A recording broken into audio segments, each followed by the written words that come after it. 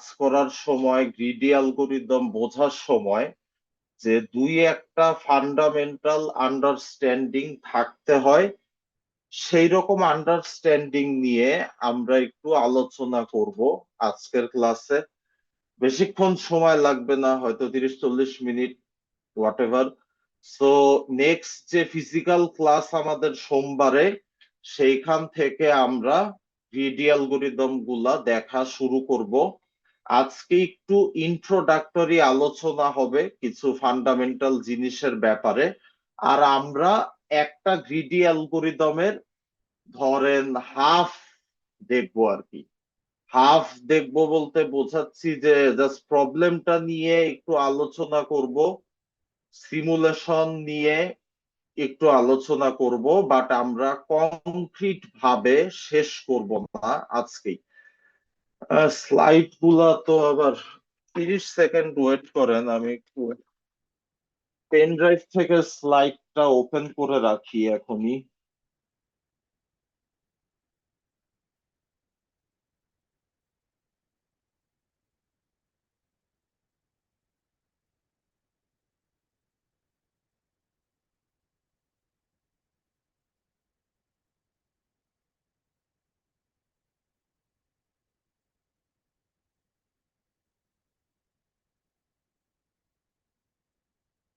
Pen drive পাচ্ছে না computer, কাজের সময় যত অঘটন ঘটে।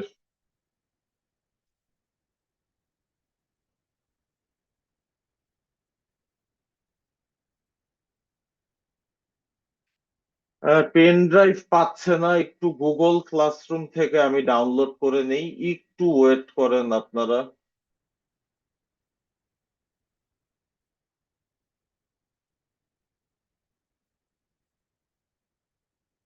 ওকে, আচ্ছা পেন ড্রাইভ পেয়েছে, ওয়েট করেন।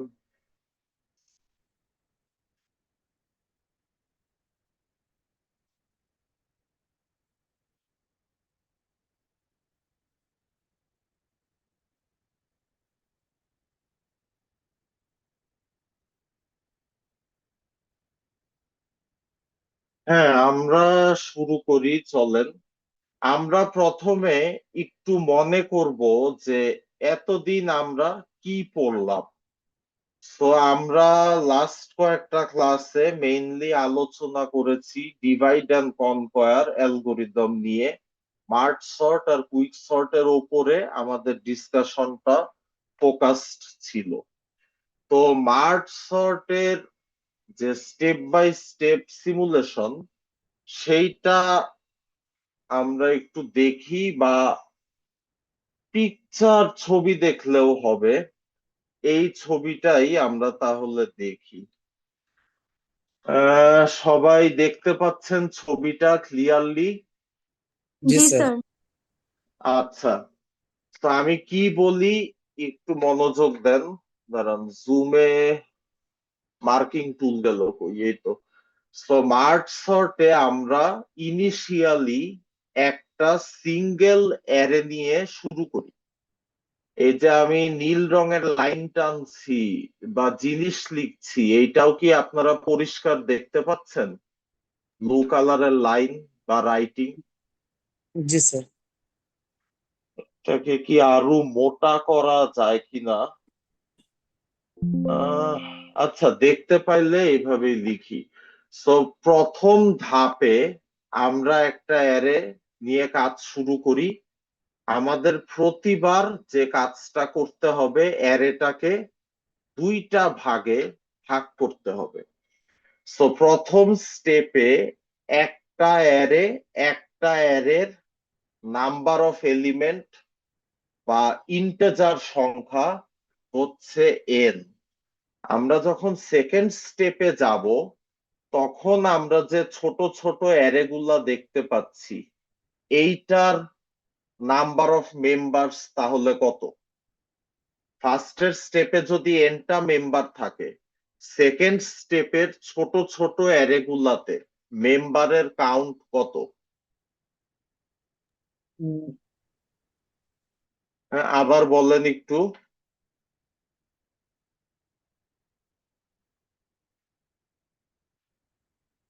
আপনারা কি আমার কথা শুনতে পাচ্ছেন?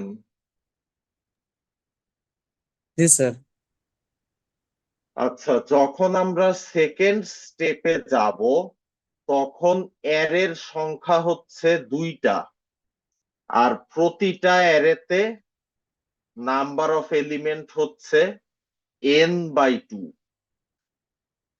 তো আমরা যদি আরো এক স্টেপ নিচে যাই, এই যে থার্ড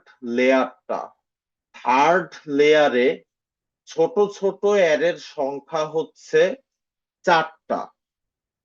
যেহেতু 2 করে স্প্লিট হয়, আগে ছিল 2টা, প্রত্যেকে স্প্লিট হয়ে এখন ছোট অ্যারে হয়েছে 4টা।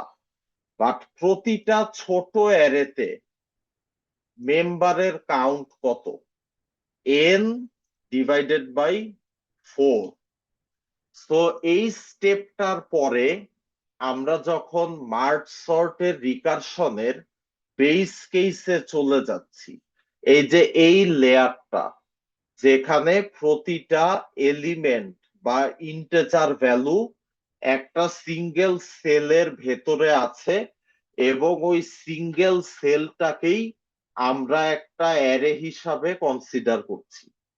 সো এর পরের স্টেপে যেহেতু 2 ভাগে ভাগ হয়, ছোট ছোট অ্যারের সংখ্যা হবে আগের প্রিভিয়াস স্টেপের ডাবল।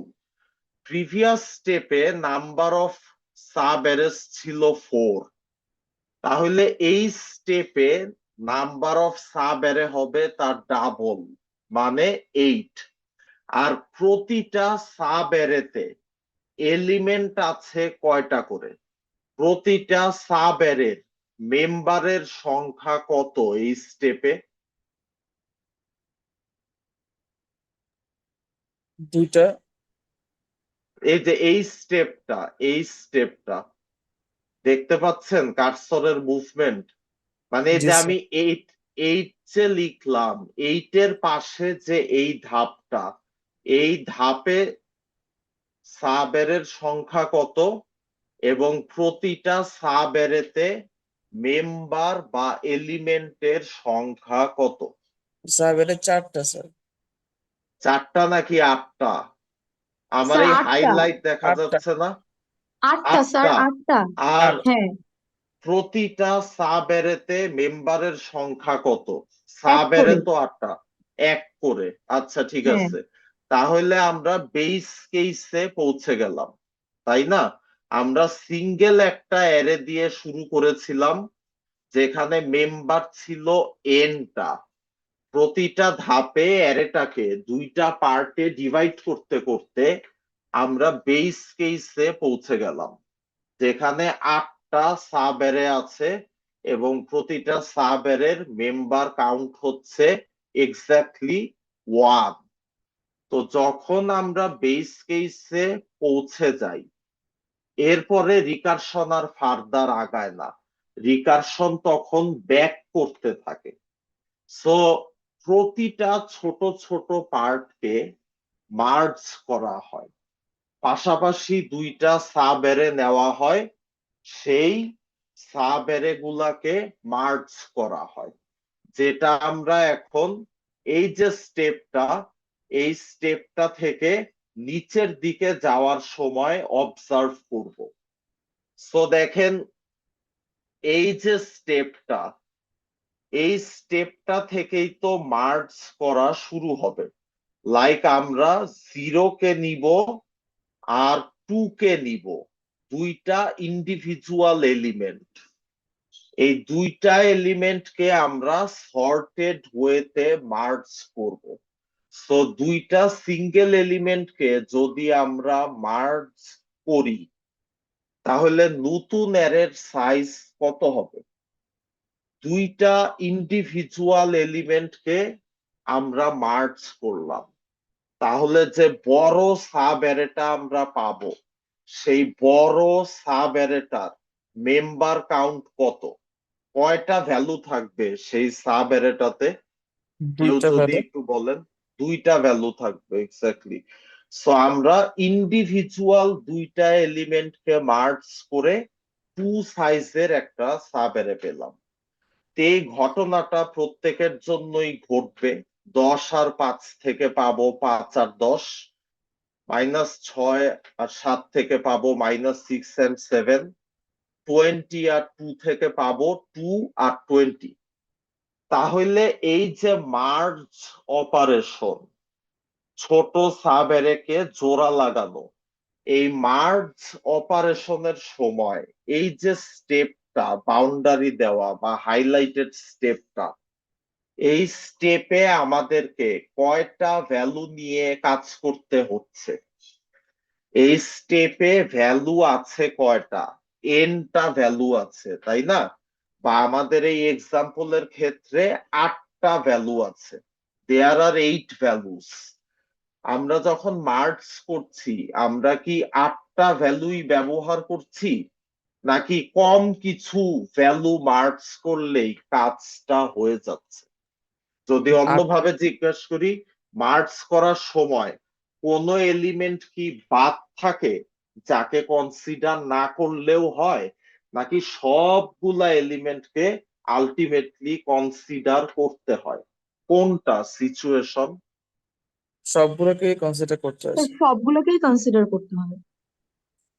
আচ্ছা, তাহলে আমরা এই আন্ডারস্ট্যান্ডিং এ আসলাম যে রিকারশনের যে বেস কেস, সেইটা থেকে যখন আমরা আবার ফেরত যাব, সবগুলা এলিমেন্টকেই আমরা কনসিডার করেছি বা ট্রাভার্স করেছি। তো এর পরের স্টেপে আমরা যদি যাই, এই স্টেপটাতে কি হচ্ছে?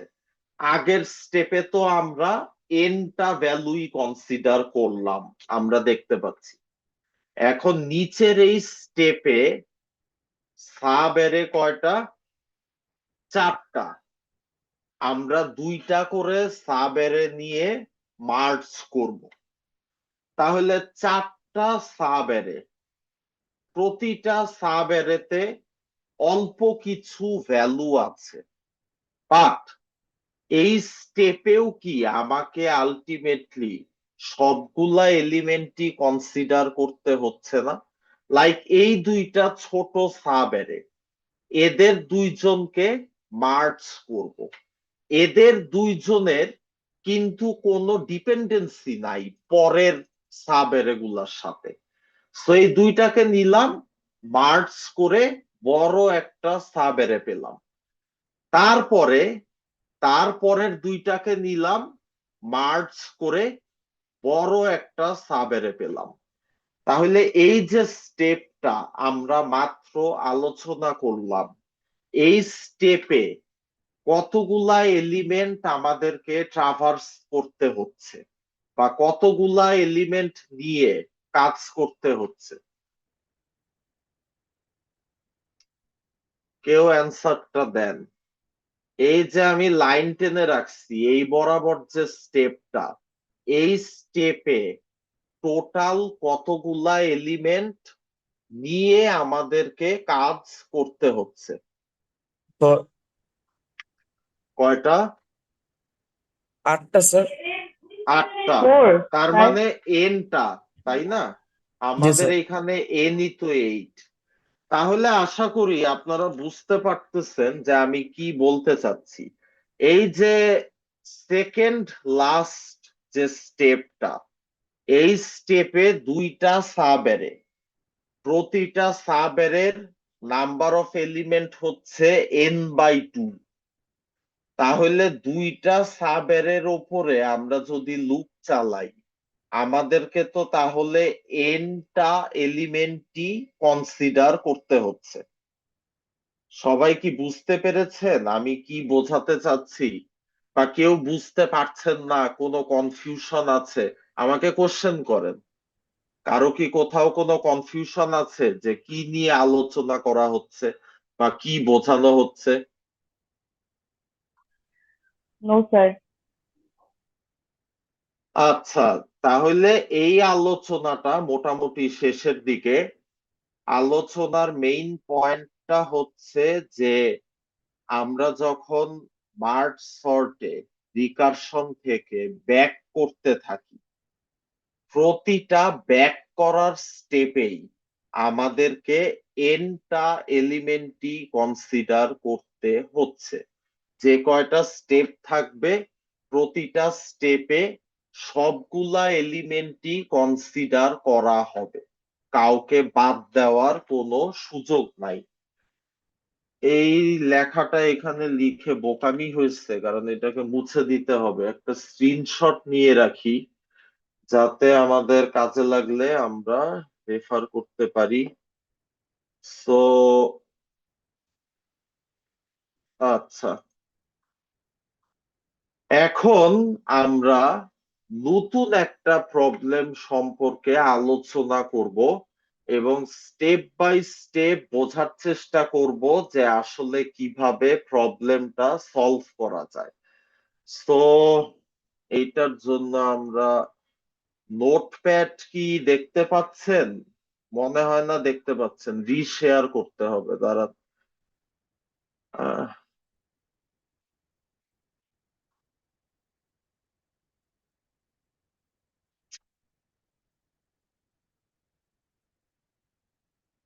সবাই বলেন দেখি, নোটপ্যাড দেখা যাচ্ছে না একটা? আরে জি কই স্যার, গেল? দাঁড়ান। আবার চলে গেলাম।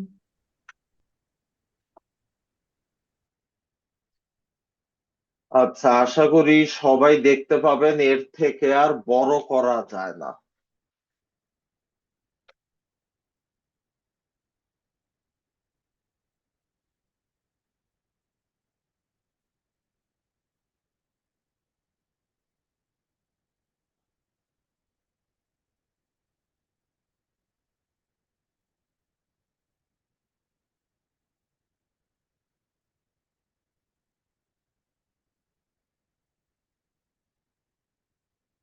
সবাই আশা করি দেখতে পাচ্ছেন। দেখেন, আমি একটা কথাই অল্প একটু ঘুরিয়ে লিখছি দুইবার। সবাই আগে সিচুয়েশনটা বোঝার চেষ্টা করেন, যেটা নিয়ে আমরা আলোচনা করব। তো এই লেখাটা দেখে কি বোঝা যাচ্ছে, কি আমাদের দরকার, প্রবলেমটা কি কেউ বলেন দেখি। এই লাইন দুইটা পড়ে বলেন যে কি প্রবলেম নিয়ে এইখানে বলা হচ্ছে, কি বুঝতে পারছেন আপনারা, আমার সাথে একটু শেয়ার করেন। কি মনে স্যার হচ্ছে লাইন দুইটা পড়ে? স্যার একটা সেকশন থেকে সব মানে তিনজন মানে যারা লম্বা, তিনজন লম্বা স্টুডেন্ট লাগবে একটা সেকশন থেকে, সব থেকে তিনজন লম্বা যারা। আচ্ছা, বাকিরাও কি একমত আপনাদের ক্লাসমেটের সাথে?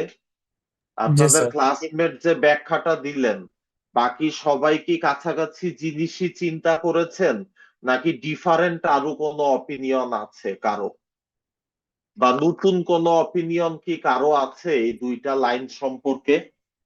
স্যার অবশ্য সবার তো সেম হাইট হবে না, হ্যাঁ মানে তিনজনের তো সেম হাইট একটু মানে রেয়ার কেস না।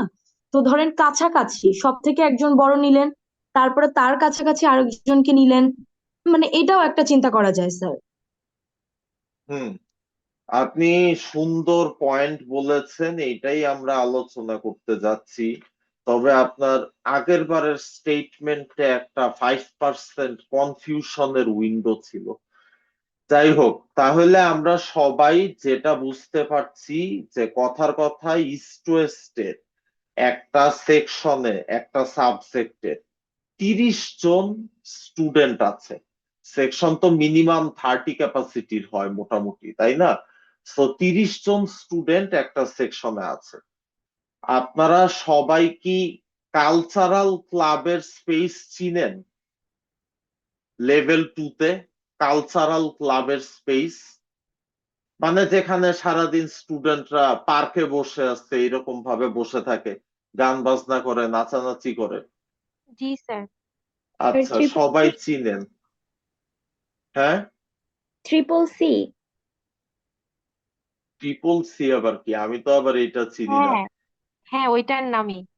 আচ্ছা, মানে যেদিকে হচ্ছে এক্সাম অফিস আর কি, এক্সাম অফিসের পাশের যে ফাঁকা জায়গাটা, ওইটাই তো হচ্ছে সবাই কালচারাল ক্লাব বা সামথিং স্পেস হিসাবে ইউজ করে। তো ধরেন সেইখানে তো মাঝে মাঝে ছোটখাটো অনুষ্ঠানও হয়।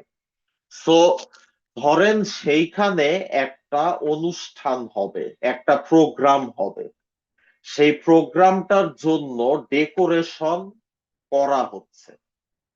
তো ডেকোরেশন করতে গেলে ছাদ থেকে বা সিলিং থেকে আমরা তো বেলুন ঝুলাই বা বিভিন্ন কাগজের ডিজাইন ঝুলাই সুন্দর করার জন্য পরিবেশটাকে।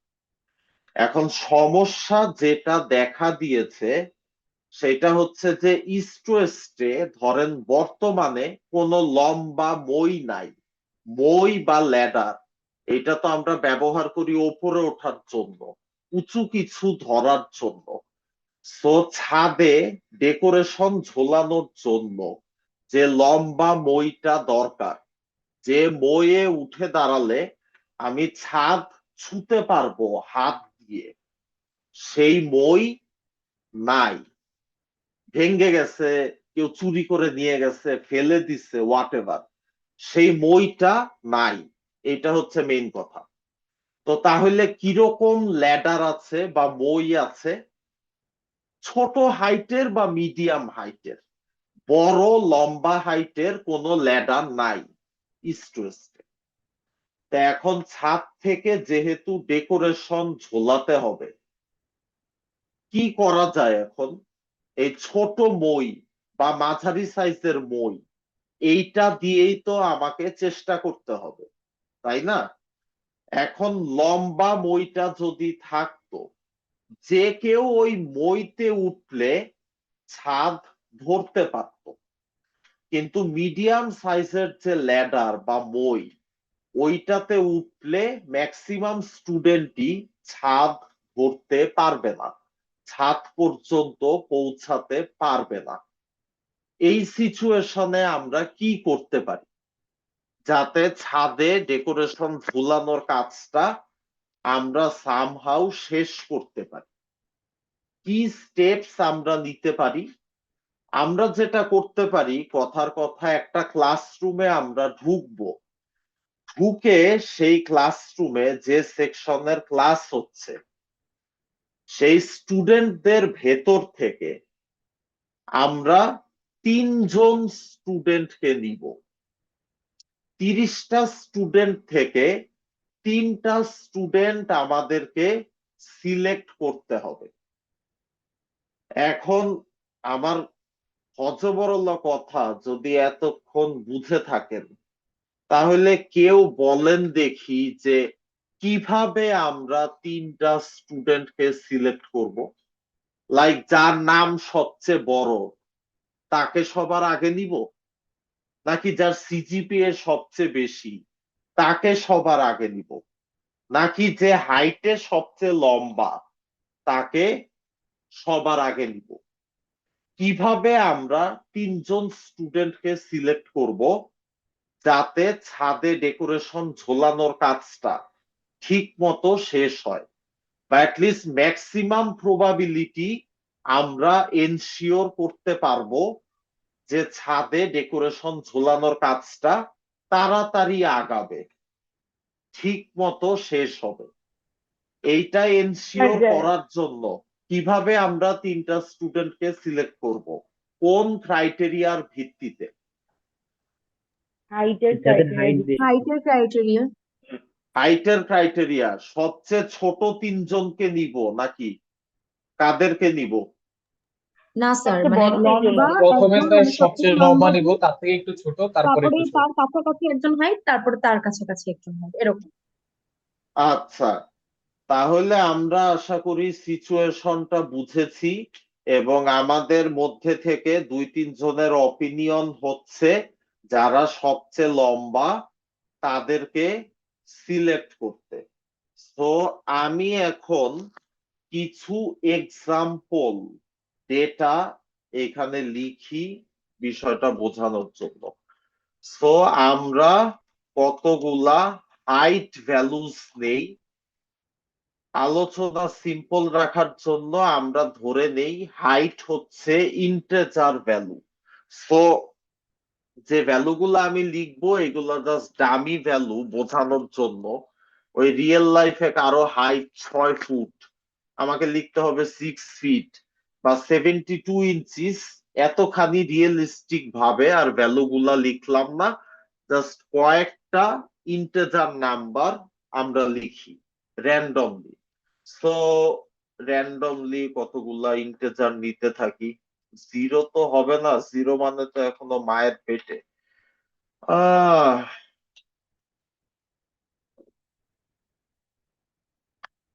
আচ্ছা, আমরা কয়েকটা হাইট ভ্যালু নিলাম, তো বলেন দেখি আমরা এখানে আমাদের এক্সাম্পলে কয়জন স্টুডেন্টের হাইট কনসিডার করছি? এই ভ্যালুগুলা থেকে কি আমরা বলতে পারি যে এখানে মেম্বার সংখ্যা কত? জি স্যার, 6। ছয়জন। কয়টা মেম্বার? 6 জন। তাহলে মার্জ সর্টে আমরা যেরকম একটা ইনিশিয়াল অ্যারে নিয়ে শুরু করতাম, এইখানে আমরা সেই রকম একটা আহ,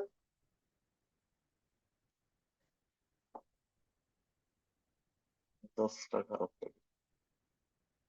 উইন্ডোজ 11-এ সবকিছু অনেক সেন্সিটিভ, অল্প কিছু হইলেই একটা জিনিস হারাই যায় বা ঢেকে যায়, এটাইতে ইচ্ছা করে তখন উইন্ডোজকে।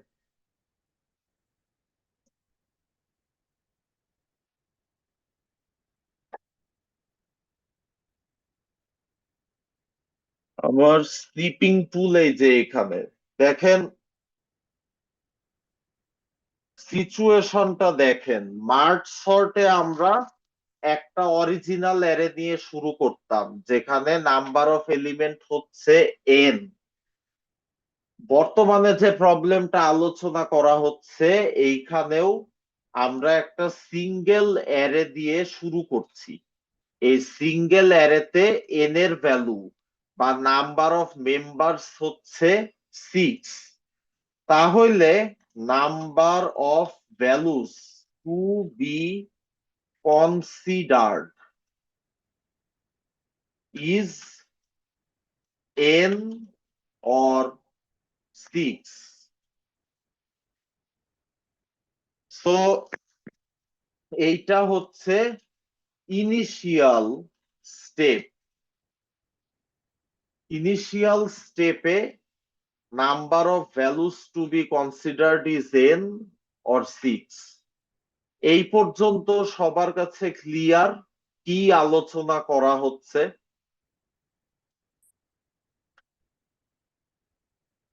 কারো কি কোনো জি স্যার। কনফিউশন আছে বা কোনো প্রশ্ন আছে? No sir. আচ্ছা, তাহলে এই যে অ্যারেটা, এই অ্যারেটা থেকে আমাকে কি বের করতে হবে? 3টা লম্বা স্টুডেন্টের হাইট বা 3টা স্টুডেন্টকে আইডেন্টিফাই করতে হবে। তো 3টা স্টুডেন্টকে তো আর একবারে আইডেন্টিফাই করা যাবে না, ধাপে ধাপে আইডেন্টিফাই করতে হবে তাদেরকে। ঠিক যেরকম মার্জ সর্টে চাইলেই সরাসরি সর্টেড রেজাল্ট পাওয়া যায় না, ধাপে ধাপে স্টেপ বাই স্টেপ রেজাল্টটা বের করতে হয়।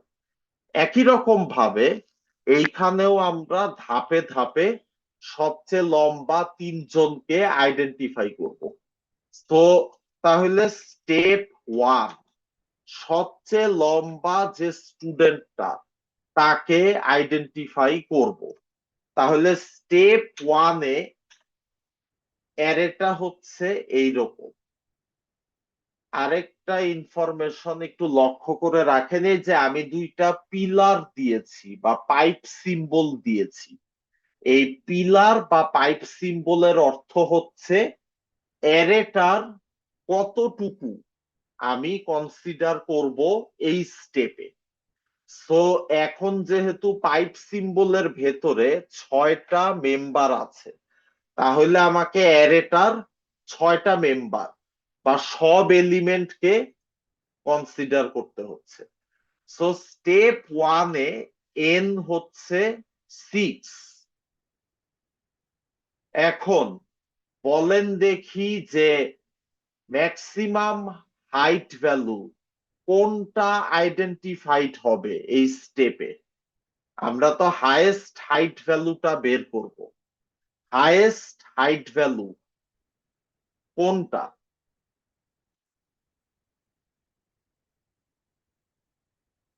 এই যে স্টেপ ওয়ানে যে আমরা সব স্টুডেন্টের হাইট ট্রাভার্স করব বা লুপ চালিয়ে অ্যানালাইজ করব, ম্যাক্সিমাম হাইট ভ্যালু কত আসবে? অন্য কেউ বলেন 8 দেখি। 8 আসবে। আচ্ছা, দুইজন বললেন 8, রেজাল্ট ইজ 8, ফাইন। এখন কি ঘটবে?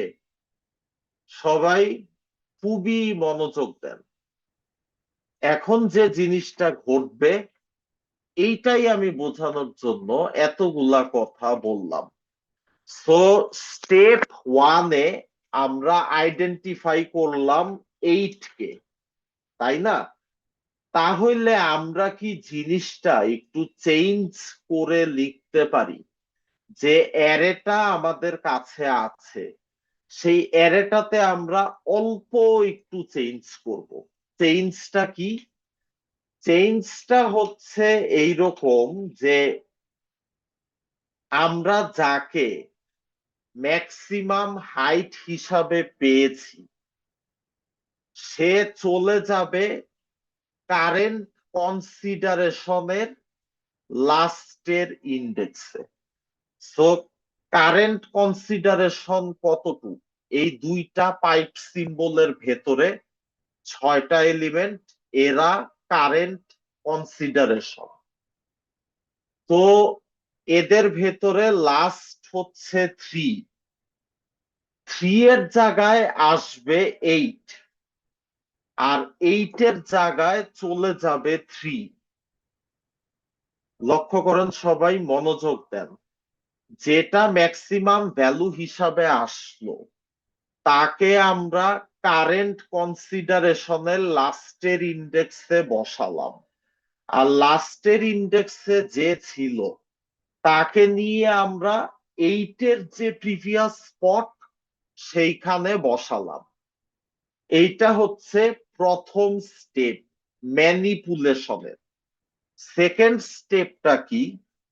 লক্ষ্য করে দেখেন, আমরা জানি যে হচ্ছে ম্যাক্সিমাম হাইট কারেন্ট কনসিডারেশন, সে লাস্টে গিয়ে বসেছে।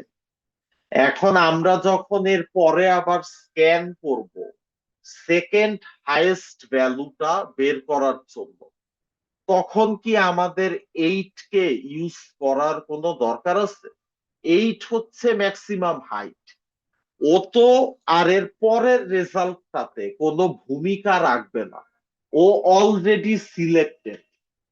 তাহলে আমরা যখন এর পরের স্টেপে স্ক্যান করব কারেন্ট কনসিডারেশন, তখন তো ওইখানে 8 কে রাখার কোনো দরকার নাই। তো যে জিনিসটা ঘটবে যে আমরা আমাদের কারেন্ট কনসিডারেশনকে একটু ছোট করে নিয়ে আসবো। কিরকম?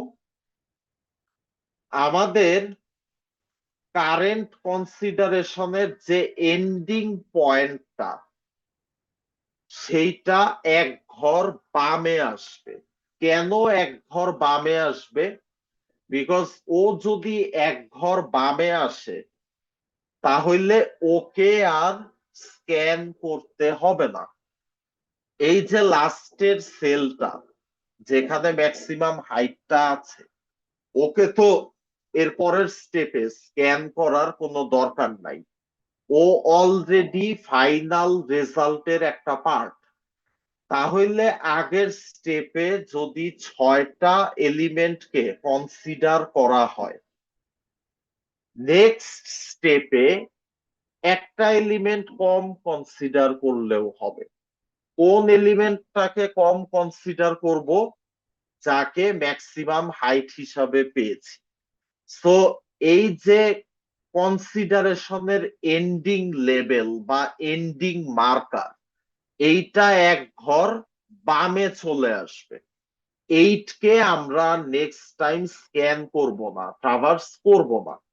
সো এই যে চেঞ্জটা হলো, এই চেঞ্জের সিগনিফিকেন্সটা কি? আমরা এখন স্টেপ 2 তে একটা এলিমেন্ট কম কনসিডার করে রেজাল্টের নেক্সট পার্টটা বের করতে পারছি। তো ইনিশিয়াল স্টেপে আমরা 6টা এলিমেন্টকেই কনসিডার করেছিলাম। নেক্সট স্টেপে আমরা একটা এলিমেন্টকে কমিয়ে ফেলতে পারি। কোন এলিমেন্টটাকে কমিয়ে ফেলবো? যে এলিমেন্টটার কাজ শেষ, যে অলরেডি রেজাল্টের একটা পার্ট, তাকে আমরা স্ক্যান করব না। কিভাবে আমরা তাকে স্ক্যান করাটা অফ করতে পারি? কিভাবে আমরা তাকে কনসিডারেশন থেকে বাদ দিতে পারি? ওই যে হাইয়েস্ট ভ্যালুটা গিয়ে বসবে কারেন্ট কনসিডারেশনের লাস্টে, আর ওই ভ্যালুটা চলে আসবে আগে। এরপরে কারেন্ট কনসিডারেশনকে আমরা এক ঘর বামে শিফট করব। তাহলে স্টেপ 2 তে আমরা যখন এই অ্যারের ওপরে লুপ চালাবো, আমাদেরকে আর 6টা এলিমেন্ট স্ক্যান করতে হবে না। এলিমেন্টের সংখ্যা একটা কমে গেছে। তো এলিমেন্টের সংখ্যা যেহেতু একটা কমে গেছে, তাই আমাদেরকে কাজ একটু কম করলেও হবে। অনেকগুলা কথা বললাম একবারে। সবাই আগে বলেন, কিছু কি বুঝতে পারছেন আমি কি বললাম? বা কেউ আমার সাথে একটু শেয়ার করেন যে কি বুঝতে পেরেছেন আমার কথাগুলা থেকে। একটু আমার সাথে কমিউনিকেট করেন, শেয়ার করেন কেউ কি বুঝতে পেরেছেন।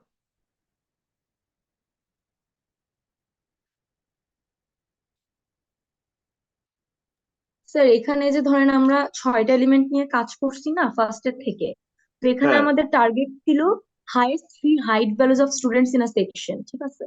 তো হ্যাঁ, ফার্স্টে আমরা সব থেকে মানে লম্বা, এখানে আমরা বোঝা যাচ্ছে অ্যাকর্ডিং টু ভ্যালু যে 8, হ্যাঁ, হাইট হুম, অনুযায়ী। তো এখন তাকে আমরা কারেন্ট কনসিডারেশনে রাখছি অলরেডি, ঠিক আছে?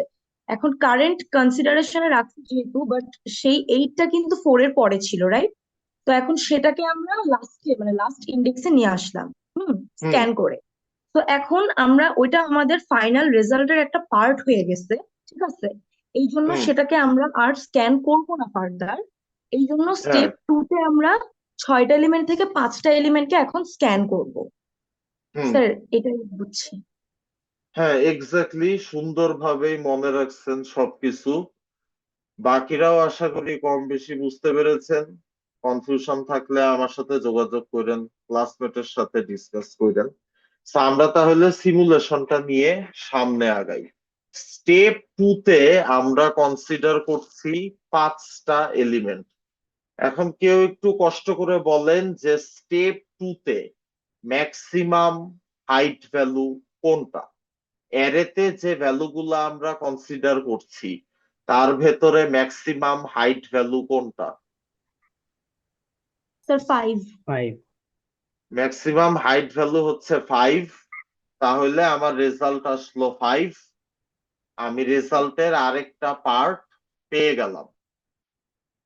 এই এলিমেন্টে কনসিডার করলাম n-1টা এলিমেন্ট আগের থেকে। সো সেকেন্ড এলিমেন্টও যেহেতু বের হয়ে গেল, তাহলে আমাদেরকে এখন কি করতে হবে? কারেন্ট কনসিডারেশনের যে উইন্ডোটা, সেইটাকে শ্রিঙ্ক করতে হবে রাইট সাইড থেকে। সো এইটা হচ্ছে অ্যারেটা যেখানে কারেন্ট কনসিডারেশন 5 কে ইনক্লুড করেছিল, বাট এই স্টেপটা তো শেষ। তাহলে কি হবে? Ending level of the current consideration shift করবে লেফট সাইডে একটা সেল। তাহলে কিরকম হবে জিনিসটা? জিনিসটা তখন হবে এইরকম।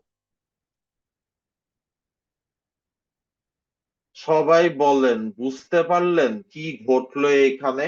দেখেন, অ্যারের অরিজিনাল নাম্বার অফ মেম্বার্স 6, সেই 6টা মেম্বার কিন্তু অ্যারেতে আছে। মেম্বার কোথাও পালাই যায় নাই, বা অ্যাবডাক্টেড হয়ে যায় নাই, কিন্তু মেম্বার সবগুলা থাকলেও আমরা যতবারই এক ধাপ করে আগাই, রেজাল্টের একটা পার্ট বের করি, তখন ওই 6টা এলিমেন্টের কয়টাকে নিয়ে কাজ করতে হবে এই রিকোয়ারমেন্টটা কমে আসে এক করে। সো অনেক কথা হয়ে গেছে, এখন আমরা শেষ করি।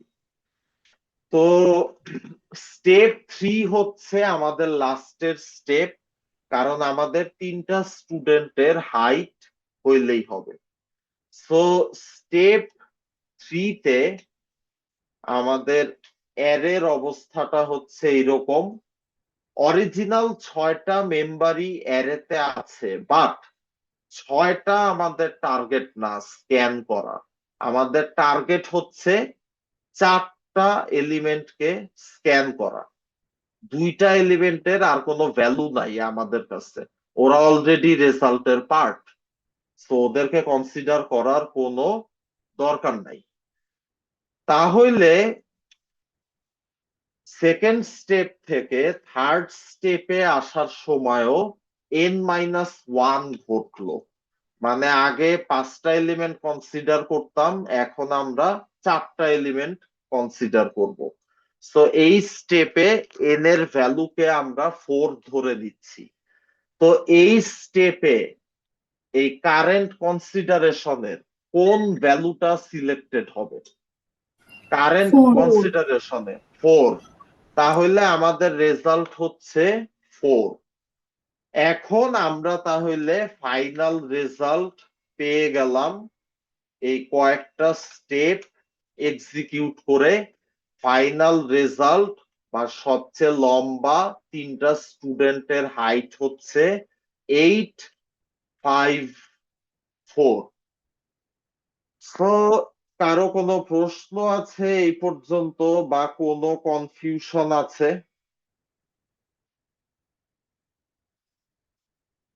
না স্যার।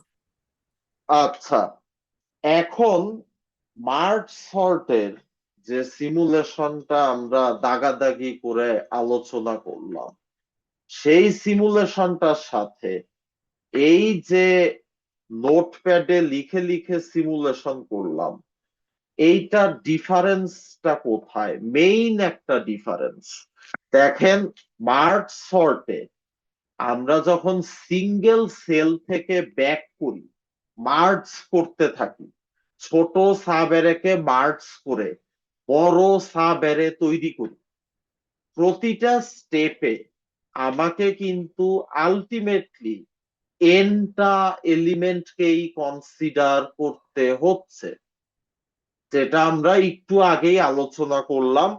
আমরা লেভেলও করে রাখছি এই যে এনটা এলিমেন্ট, এনটা এলিমেন্ট, এনটা এলিমেন্ট। কিন্তু মাত্র যে প্রবলেমটা নোটপ্যাডে আলোচনা করলাম, এখানে আমরা স্টেপ বাই স্টেপ আগাচ্ছি সামনে ফাইনাল রেজাল্টটাকে বের করার জন্য, কিন্তু প্রতিটা স্টেপে কয়টা এলিমেন্ট নিয়ে কাজ করব সেটা কি ফিক্সড মার্জ সর্টের মতো, নাকি কয়টা এলিমেন্ট নিয়ে একটা স্টেপে কাজ করতে হবে এটা কমতে থাকে গ্র্যাজুয়ালি?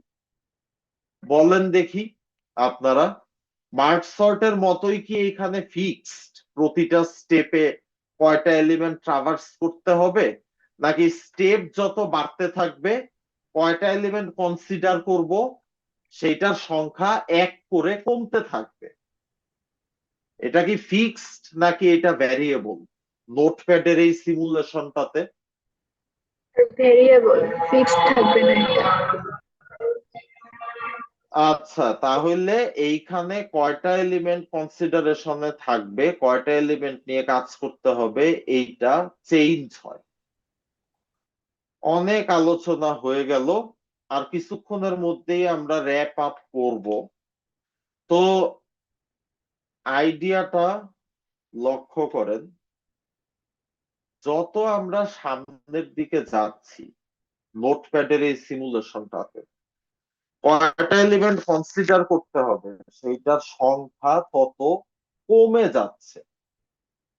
এই যে মার্জ সর্টের অরিজিনাল অ্যারেটা সবার উপরে, বা আমাদের নোটপ্যাডের এক্সাম্পলের যে অরিজিনাল অ্যারেটা যেখানে সবাইকে কনসিডার করা হচ্ছে, এই জিনিসটা তো আমরা গ্লোবাল প্রবলেম হিসাবে লেবেল করতে পারি। অরিজিনাল অ্যারেটা হচ্ছে একটা গ্লোবাল প্রবলেম।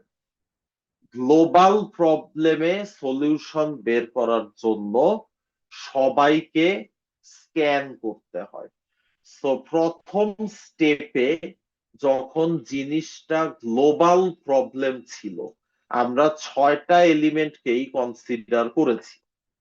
মার্জ সর্টে যেটা হয়, ওই 6টা এলিমেন্টের উপরেই প্রতিবার কাজ করতে হবে ফাইনাল রেজাল্ট আসার আগ পর্যন্ত। কিন্তু নোটপ্যাডের এই এক্সাম্পলটাতে জিনিসটা কিন্তু চেঞ্জ হয়ে যাচ্ছে। অরিজিনাল বা গ্লোবাল যে প্রবলেম, গ্লোবাল যে অ্যারে ছিল, সেটার সাইজ কিন্তু একটু কমে আসতেছে। আমরা যখন স্টেপ 1 থেকে স্টেপ 2 তে যাচ্ছি, 6টা এলিমেন্ট নিয়ে তো আর আমাকে কাজ করতে হচ্ছে না, আমি তখন 5টা এলিমেন্ট নিয়ে কাজ করছি। তাহলে কিন্তু অরিজিনাল ডেফিনেশন থেকে মেম্বার বা এলিমেন্ট কিছু কমে গেল, তাই না? সো প্রবলেমটা গ্লোবাল প্রবলেম হিসাবে থাকলো না। যখন ফার্স্টের স্টেপের পরে আমরা সেকেন্ড স্টেপে যাচ্ছি, তখন কিন্তু আমরা কনসিডার করছি এতটুক তো আর অরিজিনাল প্রবলেমে দেওয়া ছিল না। অরিজিনাল প্রবলেমে তো 8 সহ দেওয়া ছিল। সো যেহেতু আমাদের কনসিডারেশনের কনটেক্সট ছোট হয়ে গেল, তখন আমরা এইটাকে বলবো একটা লোকাল প্রবলেম। আমরা একটা লোকাল প্রবলেমের সলিউশন বের করব এবং আমরা বলতে পারবো যে এই লোকাল প্রবলেমের সলিউশনটা ফাইনাল রেজাল্টের একটা পার্ট। আমি কি বুঝাতে পারছি কি আমি বোঝাতে চাচ্ছি? বুঝতে পারছেন আপনারা? ডিফারেন্সটা কি ধরতে পেরেছেন মার্জ সর্টের স্টেপের সাথে এই নোটপ্যাডের সিমুলেশনের স্টেপের? Yes sir. আচ্ছা, তাহলে এই লোকাল প্রবলেম, এই প্রপার্টিটা মনে রাখতে হবে। স্লাইডে যে সিমুলেশন আছে সেইটা অত পড়বেনও না আপনারা, পরীক্ষার আগের দিন মনে হবে পড়ি, শিখবেন যতদূর পারেন, এসে একটা পরীক্ষা দিবেন, এভরিথিং ইজ ফাইন। মারামারির মনোমালিন্যের কোনো বিষয় নাই, যতটুকু এফোর্ট দিবেন দেন, দ্যাট ইজ ওকে। বাট এই যে যে জিনিসটা আমরা আলোচনা করলাম গত 1 ঘন্টা ধরে, এই কনসেপ্টটা এক লাইনে হইলেও মনে রাখতে হবে। তাহলে আপনি যদি ফিউচারে এখানে সেখানেই চাকরি করেন আর হায়ার স্টাডিজে যান, হোয়াট এভার, এই কনসেপ্টটা আপনার লাগবে সব সময়। গ্রিডি কোথায় অ্যাপ্লাই করা যায়, কনটেক্সটটা গ্রিডি অ্যালগোরিদম অ্যাপ্লাই করার মতো কিনা, সেই জাজমেন্টটা করার জন্য এইরকম একটা রিজনিং আপনাকে মনে রাখতে হবে। যে কোনো প্রবলেমকেই কিন্তু এইরকম ছোট করে ফেলা যায় না। কিছু কিছু স্পেসিফিক প্রপার্টির প্রবলেমের উপরে এটা খাটে বা এটা অ্যাপ্লাই করা যায়, কিন্তু কিছু কিছু প্রবলেমের ডেফিনেশন এইরকম থাকবে যে এই গ্লোবাল প্রবলেম থেকে লোকাল প্রবলেমে গেলাম, লোকাল প্রবলেম সলভ করে গ্লোবাল রেজাল্টের একটা পার্ট আমি দিলাম, এটা চাইলেই অ্যাপ্লাই করা যায় না। কেন চাইলেই যায় না সেটা আমি একটু বোঝাবো, আর বোর করব না আপনাদেরকে। আমি ছোটখাটো একটা এক্সাম্পল অল্প কয়েক লাইনে আলোচনা করি, জাস্ট বোঝানোর জন্য যে সব সিচুয়েশনে এটা অ্যাপ্লিকেবল না। সো সবাই বলেন দেখি, আমাদের কাছে ধরেন একটা অ্যারে আছে, আমাদের কাছে যে অ্যারেটা আছে সেই অ্যারেতে 5টা মেম্বার আছে। সো এইটা হচ্ছে আমাদের অরিজিনাল অ্যারে, আমরা ওপরে লিখলাম। এখন দেখেন যে আমাদেরকে যদি বলা হয় এই সেটটা থেকে বা অ্যারেটা থেকে কতগুলা পেয়ার তৈরি করা সম্ভব, সেটা আমরা কিভাবে এস্টিমেট করতে পারি? কেউ বলেন দেখি, এই জিনিসটা আমরা 9-10 এর ম্যাথ বইতেই শিখে আসছি, সেট টেট পড়ার সময় বা কার্তেশিয়ান প্রোডাক্ট পড়ার সময়। একটা সেটে যদি এনটা এলিমেন্ট থাকে বা 5টা এলিমেন্ট থাকে, তাহলে কিভাবে আমরা সবগুলা পেয়ার বের করতে পারবো? বুঝতে পেরেছেন আমার প্রশ্নটা? দেখেন, 7 এর সাথে কারা কারা পেয়ার হবে? 7 আর 0 একটা পেয়ার, তারপরে 7 আর 3 একটা পেয়ার, তারপরে 7 আর 5 একটা পেয়ার, তারপরে 7 আর 9 একটা পেয়ার। এই কয়েকটা পেয়ার আসলো 7 এর জন্য। এরপরে 0-র জন্য পেয়ার তৈরি হবে। সো 0 আর 3 একটা পেয়ার, 0 আর 5 একটা পেয়ার, 0 আর 9 একটা পেয়ার। এরপরে 3 এর জন্য পেয়ার তৈরি হবে, 3 আর 5 একটা পেয়ার, 3 আর 9 একটা পেয়ার। আর কোন পেয়ার তৈরি করা কি বাকি আছে? আপনাদেরকেও বলেন দেখি, কোন এলিমেন্টটার জন্য নেক্সট পেয়ার আসবে এইখানে? নেক্সট পেয়ারটা কি হবে? কেউ আমাকে একটু বলেন। 5 এর সাথে কয়টা পেয়ার হবে 5 এর সাথে? একটা না একের বেশি? একটা স্যার 5 এর একটা, জন্য 5 5 9। এর জন্য একটাই পেয়ার হবে। তো আমাদের প্রবলেমটা কি? আমাদেরকে এনটা এলিমেন্ট দেওয়া আছে, আমাদেরকে কি বের করতে হবে? আমাদেরকে বের করতে হবে যে পেয়ার গুলার যে যোগফল বা সামেশন,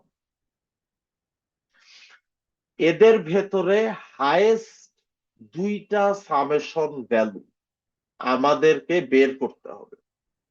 যদি অন্যভাবে বলি, আমাদেরকে 2টা পেয়ার প্রিন্ট করতে হবে রেজাল্ট হিসাবে। যে 2টা পেয়ারের সাম সবচেয়ে বেশি সাম ভ্যালুর 2টা পেয়ার, তাদেরকে ফাইন্ড আউট করতে হবে। তো পেয়ার গুলা যেহেতু আমরা লিখেই ফেলেছি, এখন আমরা দেখি যে কোন পেয়ার থেকে সাম ভ্যালু কত আসে। সাম ভ্যালু গুলা যে লিখছি, এটা তো সবার কাছে সেন্স মেক করতেছে নাকি?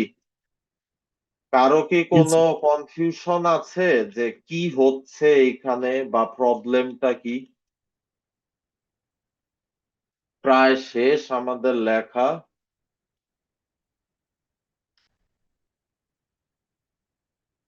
তো এইগুলা হচ্ছে সাম ভ্যালু পেয়ার গুলার। তো এদের মধ্যে থেকে আমরা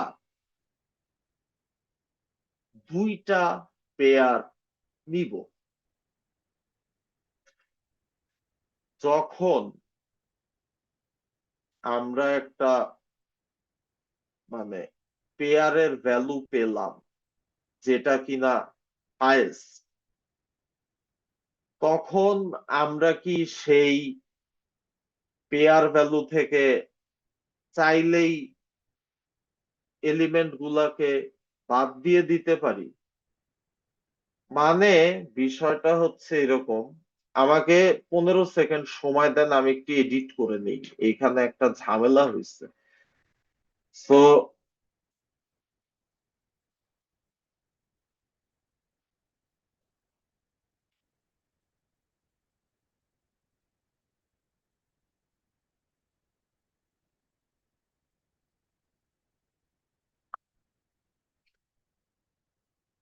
আরে কপাল যাওয়া। ধরেন এইভাবে লিখলাম পেয়ার গুলা। এখন হাইয়েস্ট ভ্যালুর একটা পেয়ার আমি শুরুতে নেই।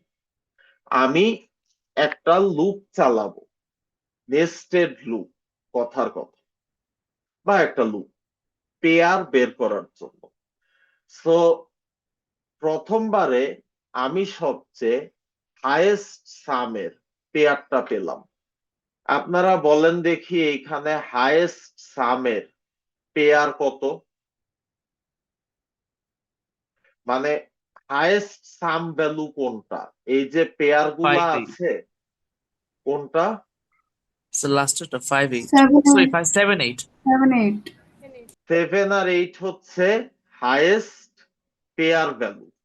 তাহলে আমাদের যে রেজাল্টে আমরা লিখলাম যে 7 8, এইটা হচ্ছে হাইয়েস্ট পেয়ার ভ্যালু 15। সো এই রেজাল্টটা তো কমপ্লিট না। আমাকে বের করতে বলা হয়েছে দুইটা পেয়ার যাদের সাম ভ্যালু হাইয়েস্ট। আমি প্রথমবার প্রসেসিং করে লুপ চালিয়ে প্রথম পেয়ারটা বের করলাম, তাই না? এখন সেকেন্ড পেয়ারটা আমি যখন আবার বের করব লুপ চালিয়ে, আমরা কি তখন ফার্স্টের রেজাল্টটার এলিমেন্ট গুলাকে বাদ দিয়ে দিতে পারি আগের মতো? মাত্রই যে আমরা দেখলাম যে একটা স্টেপে যে রেজাল্টে আসে তাকে আমরা কনসিডারেশন থেকে বাদ দিয়ে দিই। আমাদের কনসিডারেশনের সাইজ এক ছোট হয়ে আসে। সেই জিনিসটা কি এইখানে অ্যাপ্লিকেবল? আমরা কি এই হাইয়েস্ট পেয়ারে যারা আছে 7 বা 8, এদেরকে অ্যারে থেকে বাদ দিয়ে স্মলার একটা অ্যারে নিয়ে কাজ করতে পারবো? না স্যার কি মনে হয় আপনাদের, হ্যাঁ নাকি না? না স্যার। কেন না সেটার ব্যাখ্যাটা বলেন, কেন না? স্যার এদেরকে নিয়েও স্যার 7 বা 8 কে নিয়ে আমরা আরেকটা গ্রুপ স্যার হাইয়েস্ট নিতে পারি। আপনার কথাটা একটু জড়িয়ে গেছে, আরেকবার রিপিট করেন একটু। 7 আর 8 দুটার একটাকে নিয়ে আমরা স্যার আরেকটা গ্রুপ তৈরি করতে পারি যেটা সেকেন্ড হাইয়েস্ট হবে। হ্যাঁ, সো আমরা এইখানে দেখতে পাচ্ছি সেকেন্ড হাইয়েস্ট পেয়ারটা হচ্ছে লাস্টেরটা, তাই না? সো 5 আর 8, এইটা হচ্ছে সেকেন্ড হাইয়েস্ট ভ্যালু এর পেয়ার।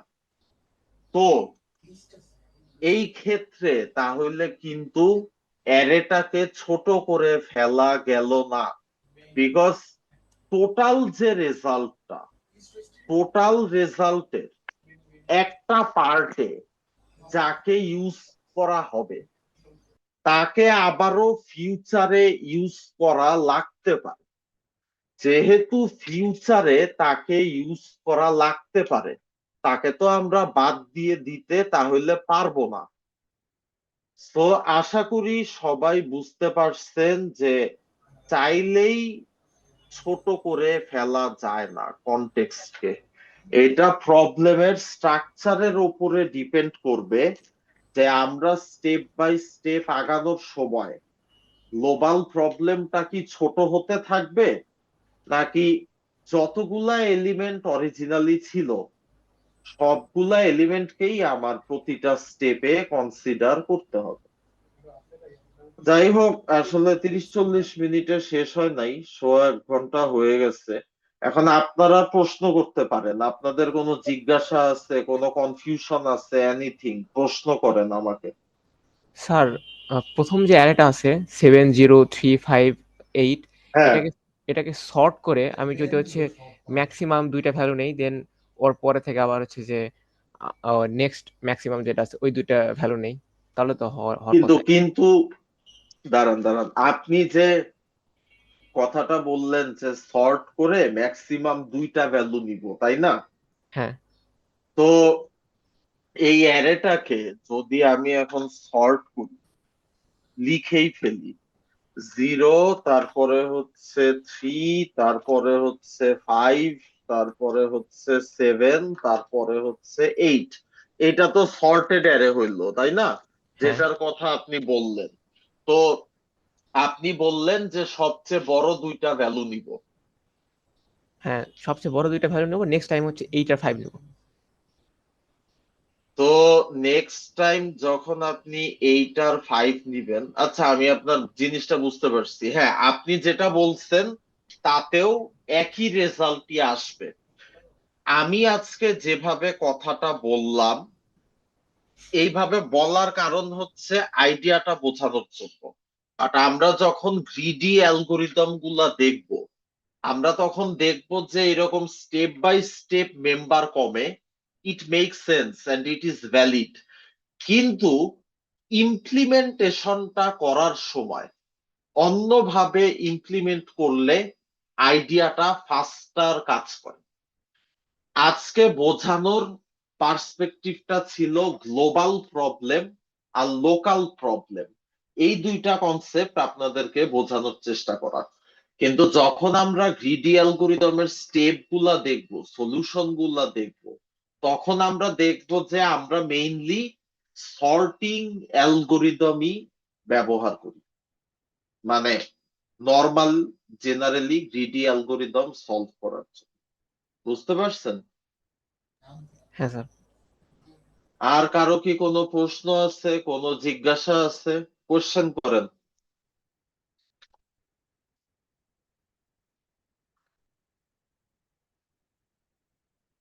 নাই, সবাই বুঝে ফেলছেন, তাহলে আমার কষ্ট কমলো আর কি।